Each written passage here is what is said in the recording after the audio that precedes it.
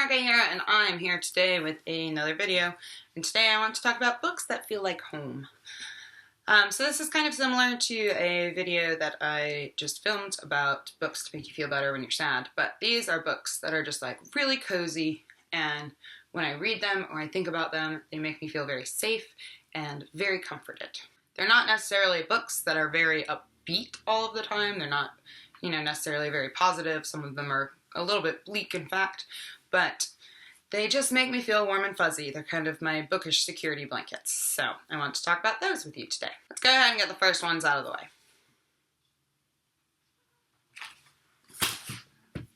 Great, now that we've talked about Harry Potter again, let's talk about something else. Another middle grades fantasy series, not as well known as Harry Potter, is the Wildwood series by Colin Malloy and illustrated by Carson Ellis. Colin Malloy is a member of the Decemberists, and his wife, Carson Ellis, illustrates his amazingly beautiful series.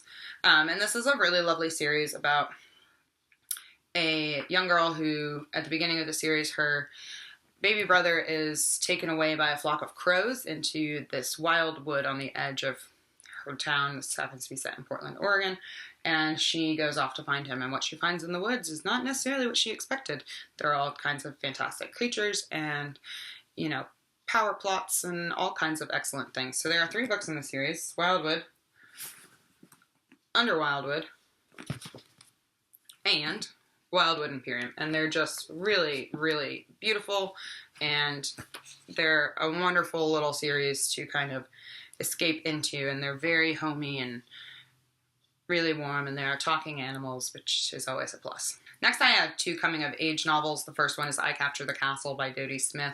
This is a wonderful, wonderful little novel. This book follows Cassandra, who lives with her family in kind of this old ramshackle castle in the British countryside, and her family, and kind of the dysfunction of her family, and Cassandra kind of growing up and coming into her own and falling in love, and it's just so homey and wonderful. Excellent. It's very kind of quintessentially British to me. I'm not British, so I don't know if I'm allowed to say that, but, it's a very British coming-of-age novel. In contrast to this one, which is a very American coming-of-age novel, and this is A Tree Grows in Brooklyn by Betty Smith. So amazing, will make you feel all of the feelings, and it's just one of those books that you can return to again and again and again and get something out of it. So this is very similar. It follows a young girl kind of coming of age, but this is in 1920s New York, and she, again, lives with her family. They're not very wealthy, and they have a hard time getting by, and it's beautiful. So both of those, I really like kind of those classic coming-of-age novels.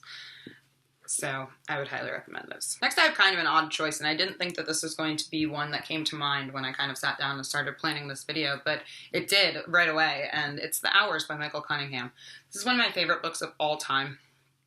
This is loosely based on Virginia Woolf's Mrs. Dalloway, but it follows 3 separate characters. It follows Virginia Woolf herself, kind of on the eve of her suicide. It follows a character in the 1950s in California who is reading Mrs. Dalloway, and it follows a character in contemporary New York who is planning a party. It's really beautiful. The way that the storylines kind of interweave themselves and come together at the end is amazing, and it's quite sad, but it's just like Mrs. Dalloway itself. It brings me a lot of joy, and I get something different out of it every time I read it, and I just find the characters to be so excellently portrayed and so wonderfully developed that I couldn't help but think of this book when I thought of books that kind of made me feel safe. Next, I have Margaret Mitchell's Gone with the Wind, and I think, well, first of all, I love this book, but I think that part of the reason why I love this book so long is it is huge. So you can really dive into this and be in here for a while. This edition is almost 1,000 pages, and the font is itty bitty, itty bitty. So I highly recommend this. This, of course, sweeping epic set in the southern United States during the Civil War. It is problematic in some respects. It should not be romanticized. The biggest problem I have with this is that I find that Southern life in that time, especially Southern white life in that time, of course, is very romanticized, and that should not be the case. But I adore a lot of the characters in this book, and I, again, just find it so comforting to dive into when I'm feeling sad, because there's so much epic romance and adventure and all kinds of things going on in it. Lastly, I have another weird pick, but I knew this one was going to be on the list, but this is a very personal choice, and that is Wuthering Heights by Emily Bronte. I read Wuthering Heights usually about once a year, usually in the fall, because I just find it to be the perfect fall read. This is, of course, the story of Catherine and Heathcliff, which is very hard to say right now for some reason, who kind of had this really torrid romance. And this book, again, is not one to be romanticized. I find that a lot of people that I talk to about this book hated it because they thought it was the worst love story ever, and I'm like, the point isn't that it's a love story, because it's not. You shouldn't try to be like Kathy and Heathcliff. All of that, our souls are the same stuff, is very nice, but that's not what this book is about. So don't go into it thinking that. I find kind of the more gothic and creepier elements of this book to be very comforting. I just think that personally, because I've reread it so many times, that I find it very comforting, and I'm sure that you all have books like that as well. So those are all kind of my bookish security blankets, as I said earlier.